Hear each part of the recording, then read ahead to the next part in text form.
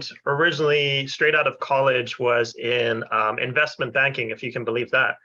I lasted 3 months. That's as long as it took me to realize that I hated being in that life. It wasn't for me. Oh, wow. Throughout college, I'd kind of fallen into music a little bit.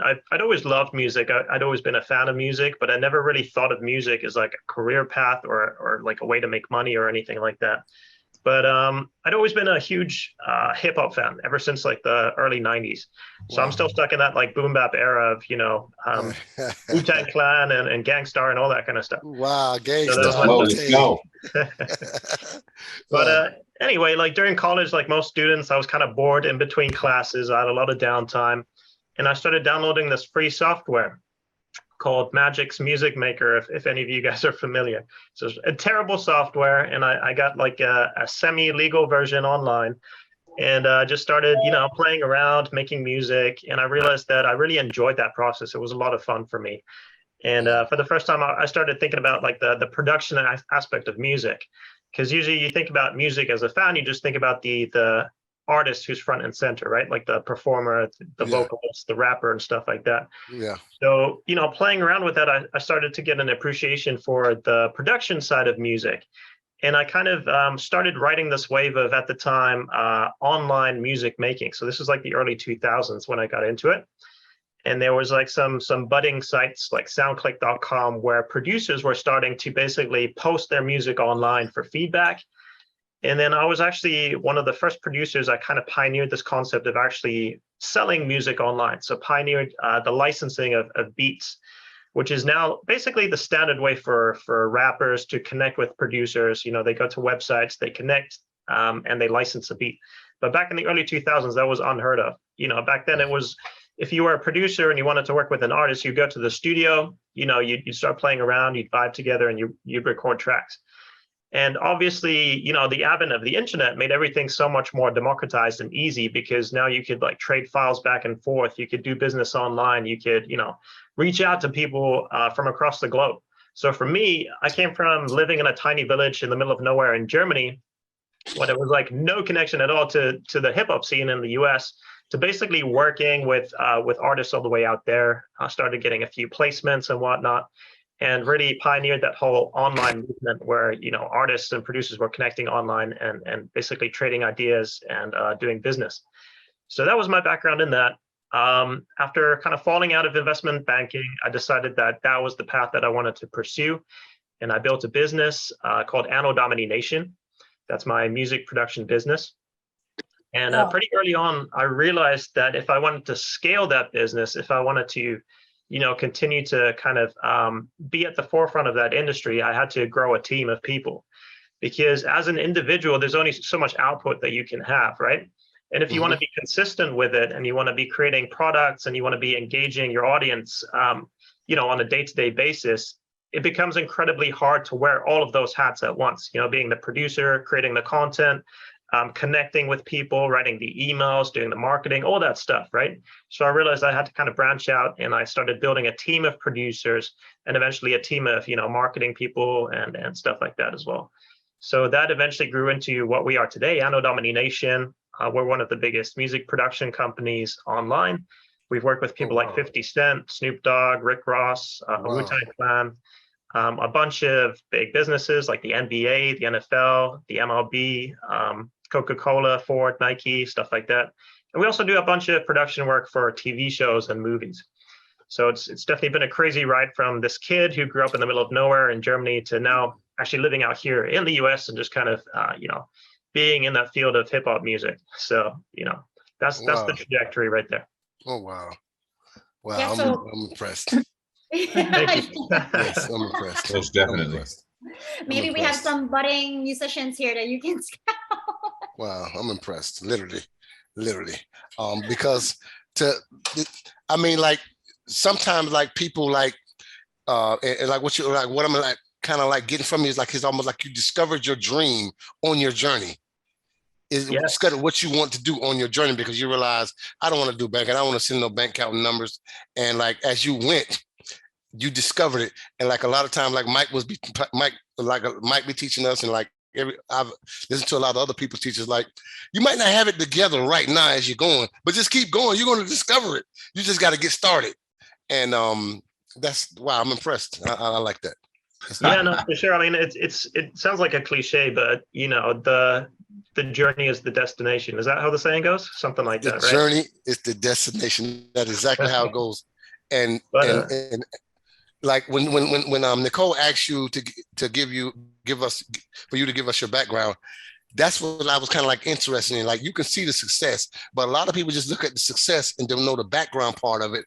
I want to know the background part of it because I want to know the mindset, the idealistic thinking, what it took to get there, the failures and the process, because that is what makes me think, my mind think, because I want to be successful to the point to where I have that same, and I can be able to tell that same journey to someone else and inspire somebody else like you're inspiring us today. yeah, time always contains opportunity. Definitely. And if I look back on my career, there was definitely like a few pivotal moments that got me to where I am today. The first one, like I mentioned, was kind of making that connection of, here are all these websites where artists are connecting with producers. How can I actually turn that into a business? And then realizing that I could essentially sell beats online and connect with rappers and build a business around that. So, at that point, putting a PayPal button, for example, on a website, that wasn't a novel concept, right? People had been doing that for 5 to 10 years, right? Amazon and stuff like that, people would check out. They were familiar with the process of buying things online. But in my industry, that was completely new, right? So I just took something that was working somewhere else, and I just kind of applied it to this tiny niche that I was a part of, selling beats to rappers, right? And just by kind of taking something that worked somewhere else and applying it to that industry and creating something novel, it kind of took off from there. The same thing happened again about, I want to say like 10 years after that. So at this point, selling beats online was already kind of like a established concept. But something that was completely new to my industry was using sales funnels. You guys are familiar with sales funnels, right? Yeah. Yes. So at that point, nobody had ever tried selling beats through a sales funnel and kind of like taking the marketing part a little bit more seriously of the business. So what I did at that point was I went on a site called ClickFunnels. Maybe you guys are familiar. And I built the first ever sales funnel for selling beats to rappers. So again, this is something that has worked in other industries, fitness, e-learning, all these different areas, but nobody had ever done that in this little niche that I was in. So again, that was like the next move up, where all of a sudden things kind of skyrocketed. And, I went from having a few hundred or a few thousand clients to having hundreds of thousands of rappers and finding my content, engaging with my content, and buying my content. So I think the through thread is, you just apply concepts that are already working. You don't have to reinvent the wheel. You don't have to come up with a crazy new concept. You just look at what's working elsewhere and you figure out how can you apply that to your situation, to your niche, to your audience. So, it's almost like the cheat version of being an entrepreneur, because you're basically seeing something that's already working and you just making it work for your specific niche. Oh, wow. Love that. Wow. So yeah, Adrian, we actually have a great mix in here today. So we have two kinds of people like listening to you right now. There's like the one group wherein they have a 9-to-5, right? Some of them, I don't want to say they hate it, but they want to get out of that and pursue their dream, which is like high ticket closing. And we have another group in here who's basically trying to launch a business in ClickFunnels as well. But they also are still doing their 9-to-5, right? And so I think right now in this group, it's like the fear of basically like, the 9-to-5 is so comfortable. They don't want to like make that jump. Like, what do you have to say about that, basically? I get that. I definitely understand that. I was definitely right there with you. Like I mentioned, I came out of college just doing the thing you're supposed to do, right? The thing that your parents tell you is the smart move, get a degree, go get a safe job in some kind of like a career job, like banking. So for me, I figured that was just the way things were done. But I realized that I was incredibly unhappy. The money was good. It's investment banking, right? Nobody can complain about the paycheck necessarily, but I didn't feel fulfilled. I didn't feel like I was like realizing my potential or enjoying necessarily what I was doing. So I think that's very important to think about those things as well, because long term, when you look back on your life and your career, are you really going to be thinking about all the money you made, or are you going to be thinking about, did I have a fulfilling life? Did I enjoy myself? Did I do meaningful work? Did I stay true to myself and do something that has an impact and makes a difference? That's what it is. Impact. That's that. I mean, like I come from like my story is kind of crazy, right? Like, and you know, I just wrote a book about my life. It's called Libertad, Destiny Against All Odds, right? And in the process, I joined the Closer Academy. And it's like right now I'm promoting my book. And I'm in that niche where, okay, I'm trying to leave the 9 to 5, promote my book, see the sales and it goes to another level, and also do the closing thing, right? And it's been so fulfilling, just the small journey from there to here, along with the big journey where I'm just inspired, man, just to be able to sit on a Zoom call with someone that came from Germany, in the middle of Germany, to where you're at right now, and just basically like, you know, step by step, and going through the journey and getting to the point where you want to be, to where now you're talking about hundreds of thousands of rappers are buying your beats, and you know, people looking at your content. I just got to take my hat off to you, man. I'm impressed and I'm inspired. Literally. Thank you. I appreciate that. That's very kind. All right. So, guys, do you have questions for our guest right now, for Adrian? Maybe any of you guys are in the music industry as well. Do we have those in the group? That's okay. I should mention I do have a question. Oh, go ahead, Joy. I do have a question. Sorry, I would turn my camera on. I can't right now, but so I used to play professionally as well and travel. Got family. You want to stay home, you got to, right? If you want a healthy family. So I started doing business. So I finally did a launch a couple of weeks ago. Did good. But I'm still doing music too. So I have people still send me tracks, and I lay bass tracks down and send them back for recordings. But I got a question for you. Well, a couple of them. What do you suggest, or what do you like using? Do you like Logic Pro, or do you like Ableton? I know everybody's different, and a lot of times people use Ableton more so for live sessions. You know, but recording, I know a lot of people likes Logic Pro as well. What is your preference? Okay, so we're gonna get in the weeds with the music production stuff. I love it. But yeah, man, I mean, to be honest with you, I've used every DAW out there, which stands for, if you guys aren't familiar, it stands for Digital Audio Workstation. It's like software for making music. I've used them all at this point. I started out back in the days, like I mentioned, in Magic's Music Maker. This is a super simple, you know, free program I found. I then graduated to Reason 3, which is like the opposite end of the spectrum, the hardest thing you can possibly use to make music, incredibly hard. And then I kind of settled on something called FL Studio by ImageLine. And that's kind of my preferred software, even to this date, because the workflow is incredibly fast. And you can get your ideas down, you know, within 5 minutes instead of like half an hour with some of these other programs like Logic. So that's what I like. If it comes to like recording vocals, I would probably say you should be using something else. But just for production and creating beats, FL Studio is the place to be. Okay, awesome. Thank you. And then I got another question for you. As far as, because like I said, people sends me stems, and I'll lay a bass track down and send it off to them. But is there something that you'd suggest to do to get more business as well? To like what you're saying, I heard you say you got on a funnel, right? Yeah. Would you suggest something like that, or is there something else out there just to keep you more busy on the recording side of it? So I don't think I'm fully understanding what it is that you do. So you're an engineer, or you're a musician? No, a musician, yes. Okay, so you record tracks for other people? Yeah, so they'll send me tracks, they'll send me stems, and I'll just lay a bass track down, send it back to them. Got it. And then, of course, I do some contract too, but I want to do more, just, you know, be able to stay at home more and do that as well as the business that I just launched.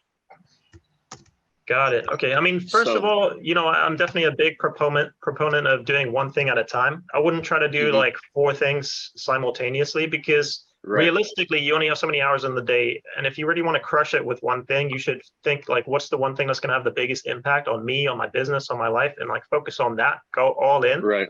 Once that's up and running, then you can start the side hustle and doing something else.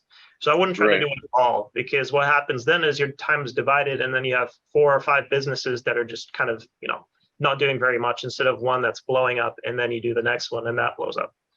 Right. Yeah. That being said, as a musician, there's a ton of different ways that you can make money. The traditional ways, are gigging, live shows, concerts, merchandise, that kind of stuff. But as a bass player, like you said, you can do a number of things. You could work with producers. You could record loops for them, because producers are always looking for bass loops, inspiring music loops, stuff like that. You could then get a commission every time they sell a pack. You could get royalties when they have placements with major artists, anything like that. You could also use your talent to create e-learning programs, how to be a better bass player, that kind of stuff. You could, so you could package your expertise. That's always a very, very smart move when it comes to, making money online with your skills. You could work directly with artists, whether that's at a studio and studio sessions. You could be a session player. You could be a live performer. There's so many different options that you have. It really depends on, I guess, two things. Like, one, what do you enjoy doing the most? Like, what inspires you? And two, who do you see as your target audience, right? And then in terms of should you create a funnel? It kind of depends on those two factors. Especially, who's your target avatar? Who's your customer avatar? Because if your customer avatar is not somebody who's technologically savvy or spends a lot of time on the internet, then chances are building a funnel isn't going to do you much good, right? So just kind of work backwards is what I'm saying. Like, figure out what the end goal is, who am I serving, who am I catering, what kind of business do I want to grow, and then how do I reach that audience, right? What are the steps? What are the paths? What are the platforms that I can reach them on? Right. Now, I do quite a few session work. So I do enjoy that, but when you're saying loops to producers, that's kind of what I was thinking when you had mentioned that a while ago. I was like, well, maybe I could do some loops, but how would I find the right people to just get little loops like that? Okay, so here's what I would do. I would go to any of those big e-commerce platforms like Splice or modernproducers.com. Full disclosure, that's my business. I'll tell you guys a little bit about that later too. Or producerloops.com. You just look up all the different vendors who are selling kits on that site. And then you just find their contact information online and just hit them up. Just say hey, what's up? My name is Joy. I'm a bass player. I want to record some loops. Let's make a kit together and we'll split the profits 50-50. Just do that with 20 or 30 vendors that, seem to be selling well on all these various websites. I guarantee there's going to be plenty of people who want to work with you, because bass loops is something that every producer always has in high demand. So that's what I would cool. Start. Would you mind dropping your link in the chat too, please? Of course, yeah. I'll post it for you right now. Thank you, brother. I appreciate it. I won't take up nobody else's time. I appreciate it.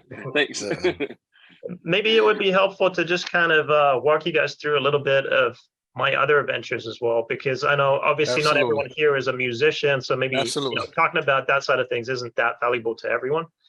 But so once I'd established the music production business, I wanted to replicate the same experience of, catering to independent up and coming artists, but for producers.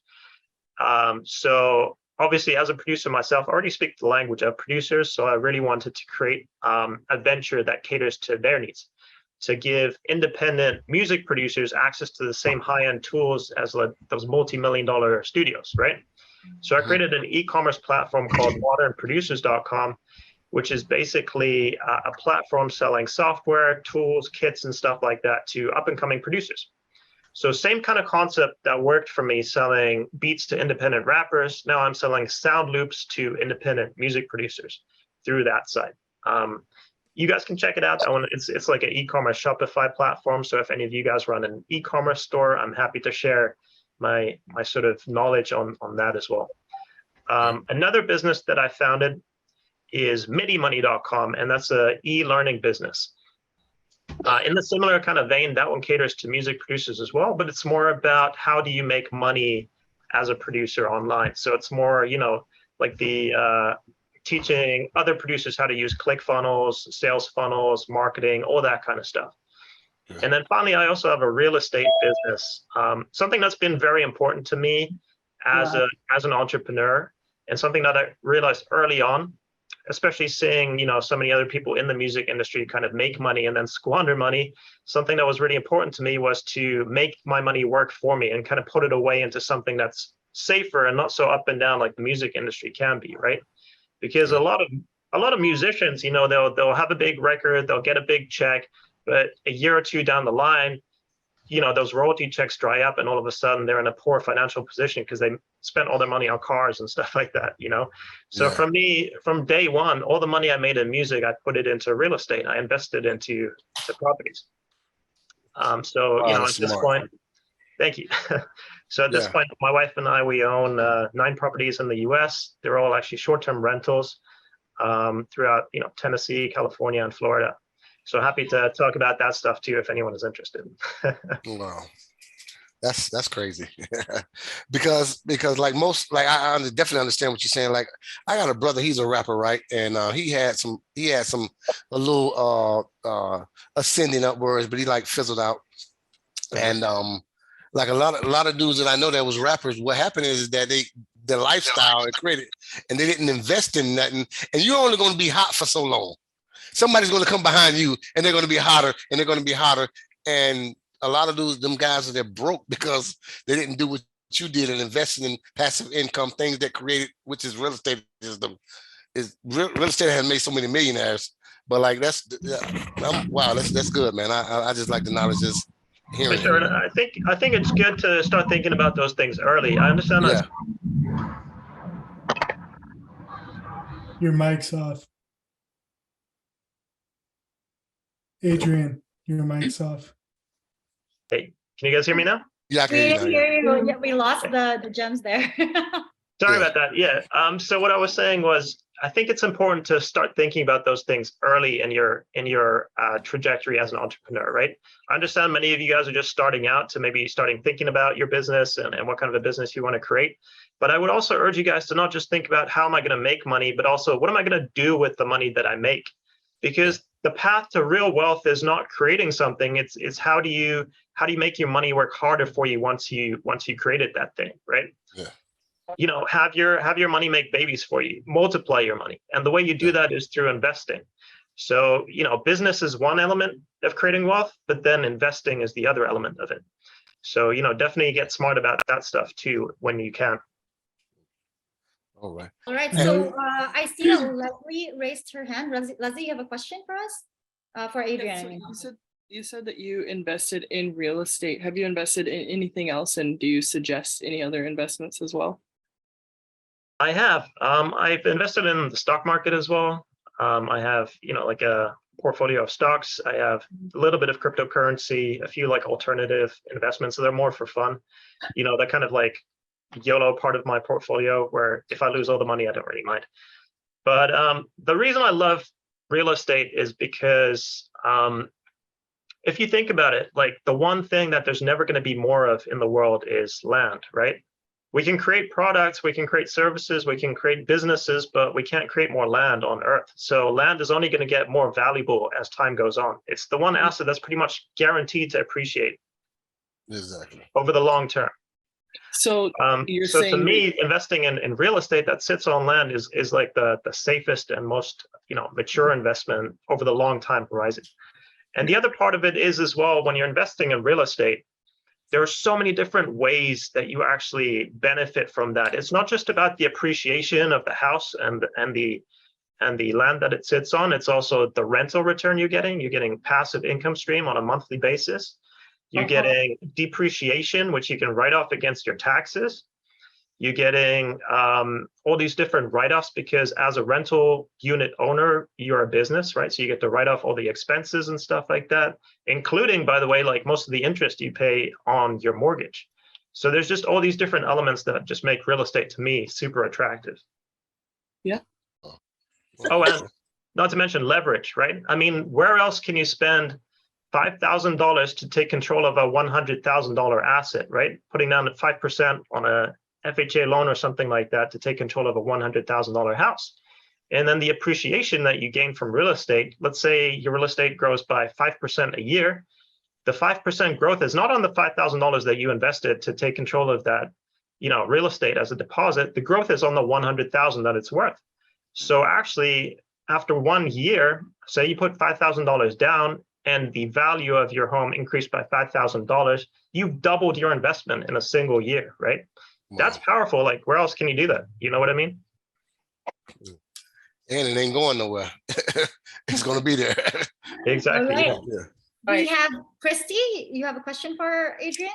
Actually, I have a couple, but as far as the real estate goes, do you actually have a website for that? Do you teach anything about the real investing in STRs, or is it just something that you do to create wealth?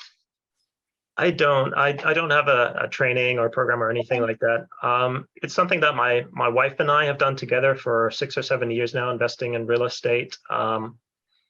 But yeah, maybe at some point in the future. But obviously, I love coming on these kind of things, and then not just talking about necessarily my business, but also teaching people about investing, because I feel like that's such an important piece of the puzzle that so many people forget about. Right.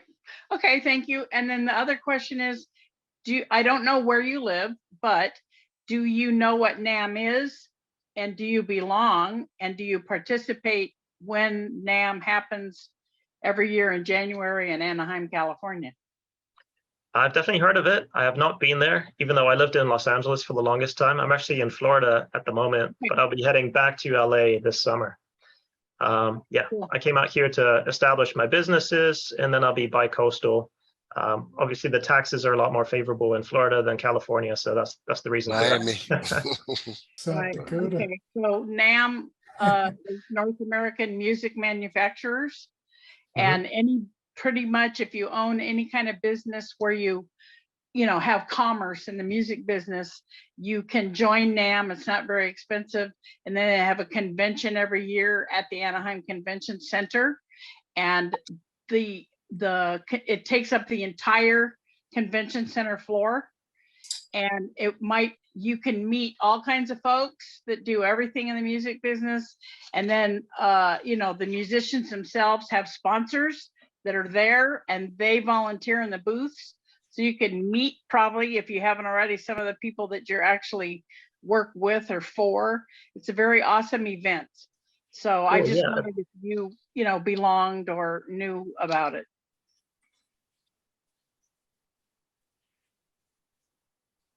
Oh, I don't know what NAM is, to be honest. I don't know. Yeah, I lived with a professional drummer for a long time, so I've been a couple times. It's a pretty awesome event, and have met all kinds of, people whose names a lot of you probably know, and have been 10 feet from Stevie Wonder because I was in the right place at the right time. So it's pretty cool. Anyway, thank you. All right, thank you for that, Christy. So Adrian, I just wanted to know, right now you've established yourself, you're investing right now, and then you have the 2 Comma Club as well award. So I want to know, did you ever have a major setback, and then how did you overcome it? What made you persevere and not quit when you face that, basically, because we're all facing that right now. We're like, am I doing the right thing? Am I really, is this the right path for me? Doubts are creeping in, basically. I think he disconnected. Oh, Yeah. I don't think know. he cut we out. lost him, guys. Yeah. Maybe it's his internet. Hang on, let's try to It connect. looked like, because he froze first.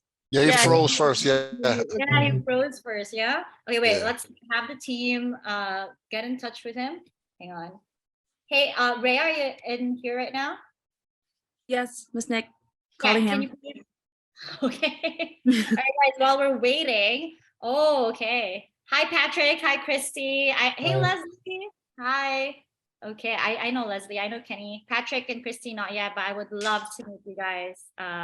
You guys are in the academy for now, or Yeah. you guys are going through it? Okay, after that, then we will have a talk as well. Because what we I am do- a graduate and am placed. Are you placed right now? Yes, I Christy? have been for a long time. Where? Right now, Annetta Powell. Oh, okay. She's with our partner sites. Nice. Yes. Oh, his computer crashed. Will he be able to hop back in? Okay, perfect. All right. So guys, once he's in here, just ask him whatever you want. There we go. Oh, he's gone again. Hey, sorry about that, guys. Hey, Yeah. welcome back. Welcome back, man.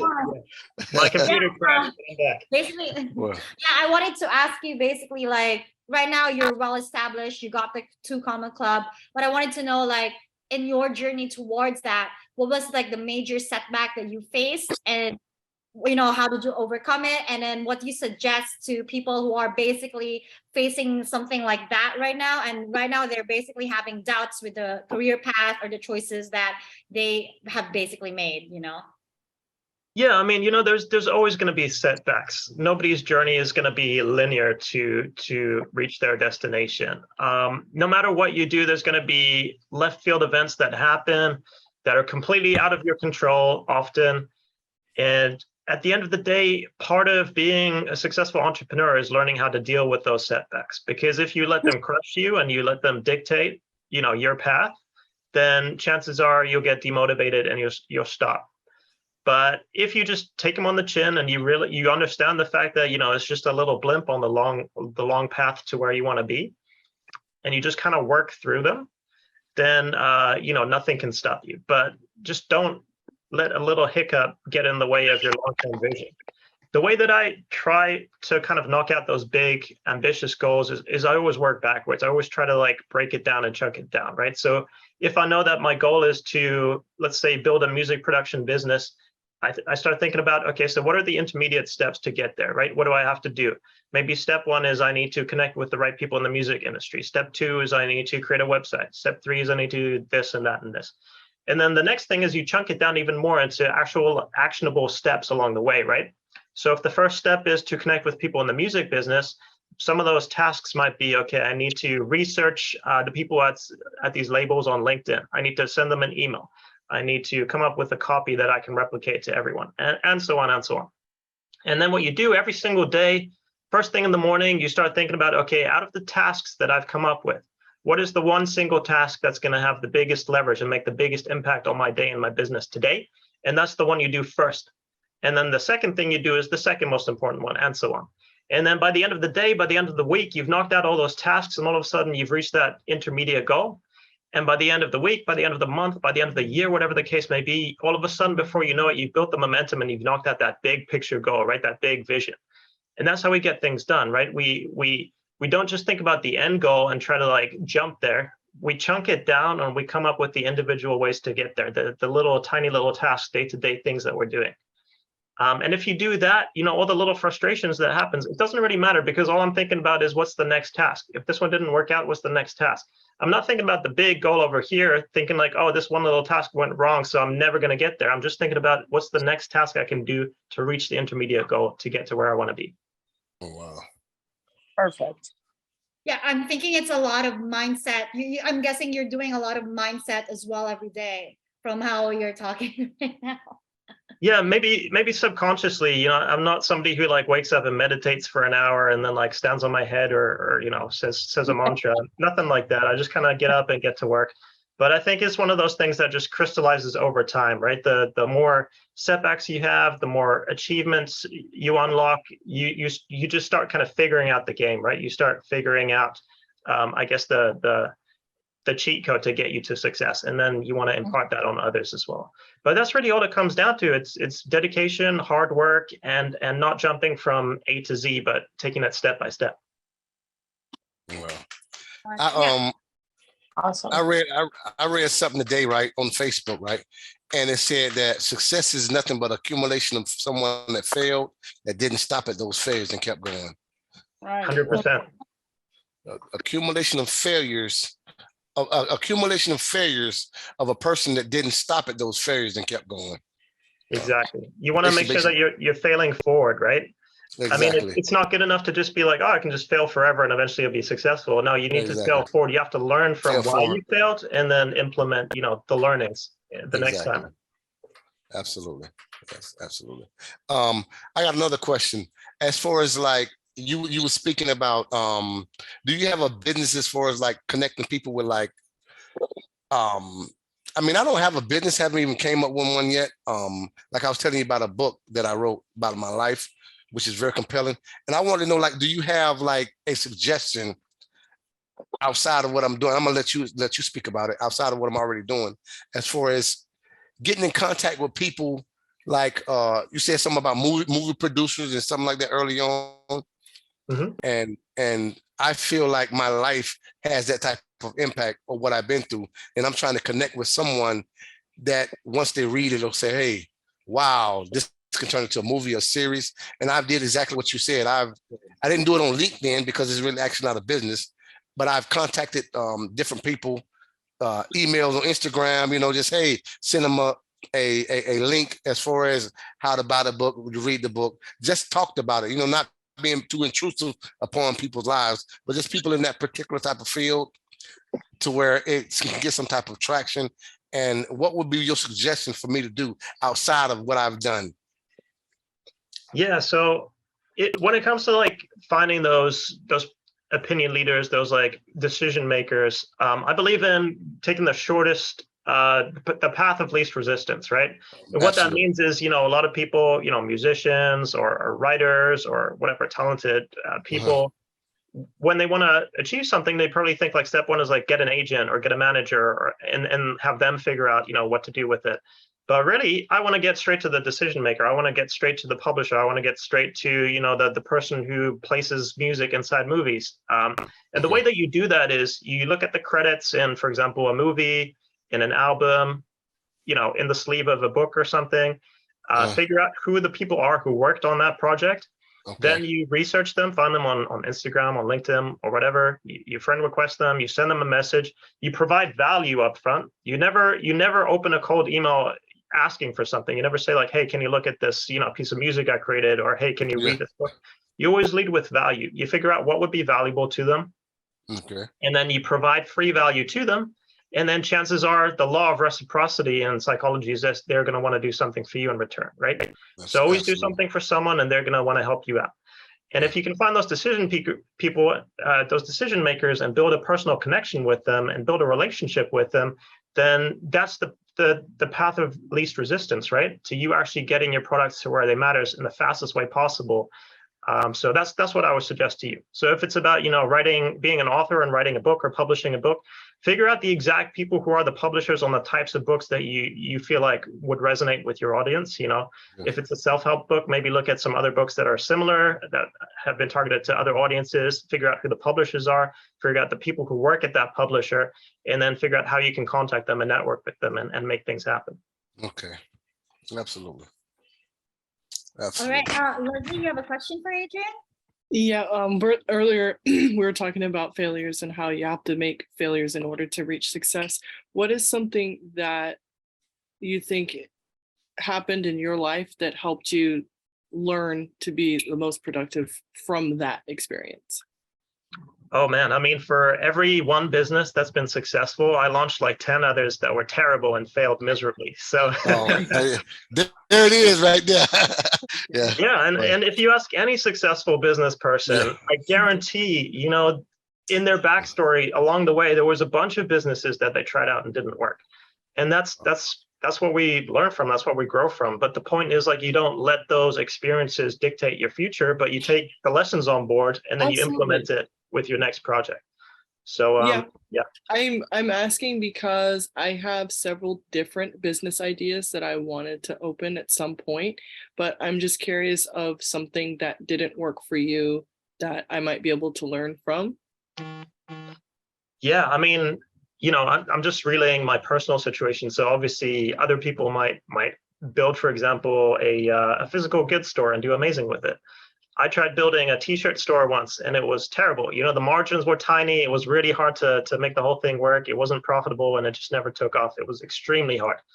Anything with physical products to me is a mystery. I don't know how people do it. Digital goods, much easier because your margins are massive, right? It doesn't cost you very much to create an ebook or a video or something like that.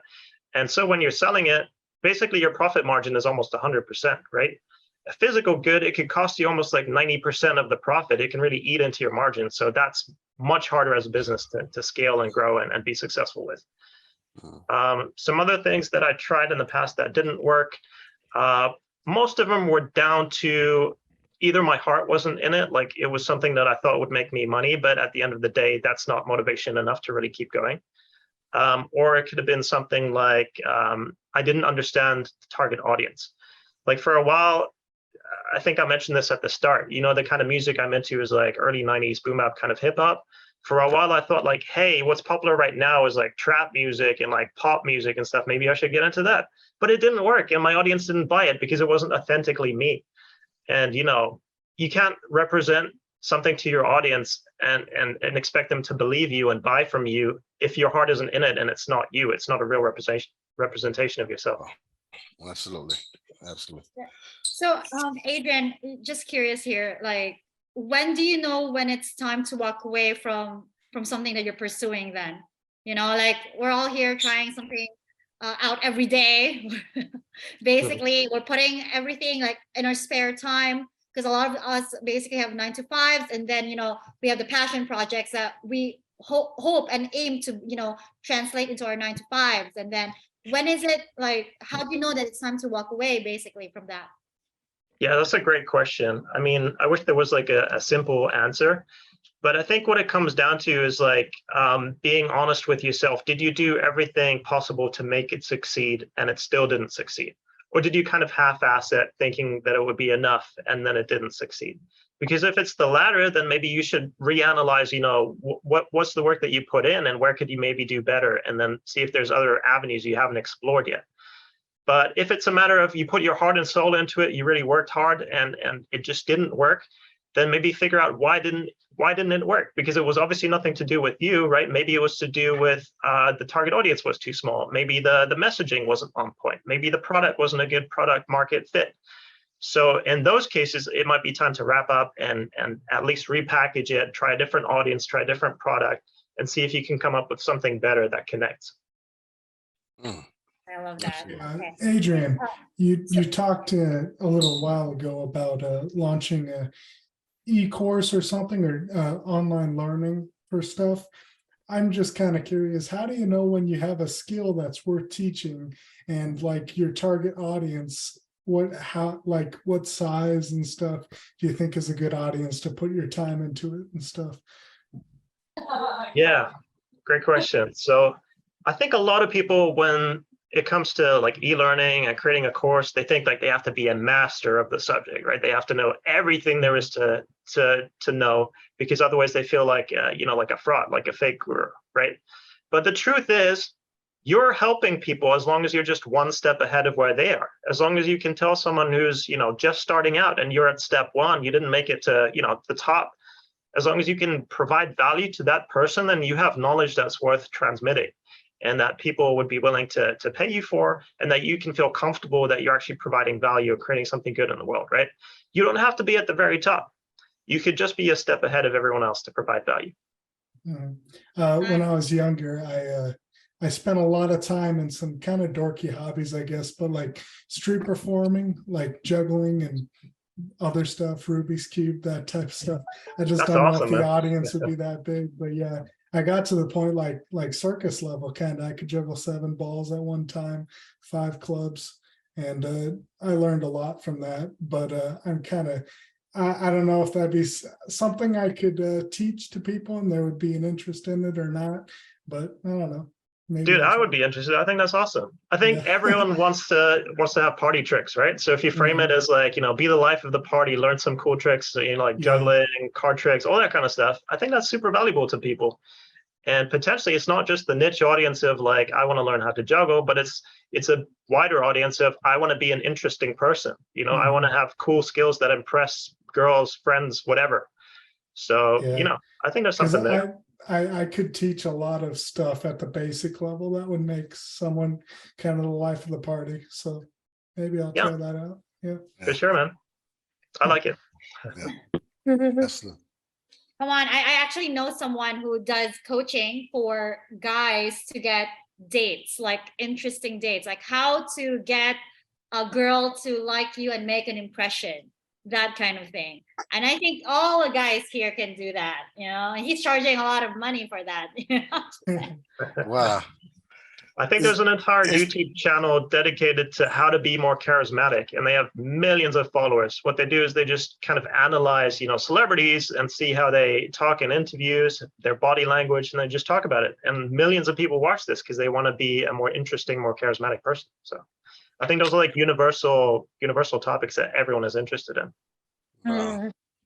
And that doesn't have to do. That's a business that's created, that's interesting for so many people. Like, would you say universal? Yeah, that's wow. That's crazy to think. Somebody has a site that they're making money off just by saying, "Hey, I can teach you how to be more charismatic or more appealable to someone." Wow, it's amazing how you can make money off anything these days. Yeah, and I think a lot of it has to do with solving big problems. Like, for example, when I'm selling beats to rappers, I'm not necessarily selling, the products to someone who needs it. What I'm selling really is the ability to do what you love, right? For an artist to be able to make money what they love doing. So I'm really selling that opportunity, that dream. I'm not selling literally beats to rappers. I'm selling a career. I'm selling a potential. I'm selling a future. So that's how you think about these niches, which kind of like widens the field much more, right? Yeah. Yeah, I guess like my follow-up question for like, because you're saying you can basically sell anything online if it has value for someone, right? That's a takeaway here. So mine is, how do you price it then? Like when you're asking for money and you're like, I'm justifying, this is like a 1,000 offer I'm teaching you, like how do you like calculate that if you have a way as well, especially for digital products and coaching? I mean, it depends a little bit on your customer avatar, right?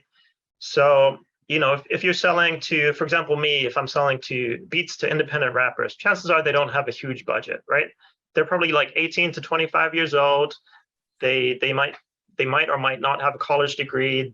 They're young, they don't have a family yet, so they can invest some money, but they're not, 40-year-old businessmen who can look back on a substantial career and invest, tens of thousands of dollars. It's not like that. So you do have to think about your customer avatar. But one thing that I've noticed a lot of, especially new entrepreneurs, are afraid of is asking for money.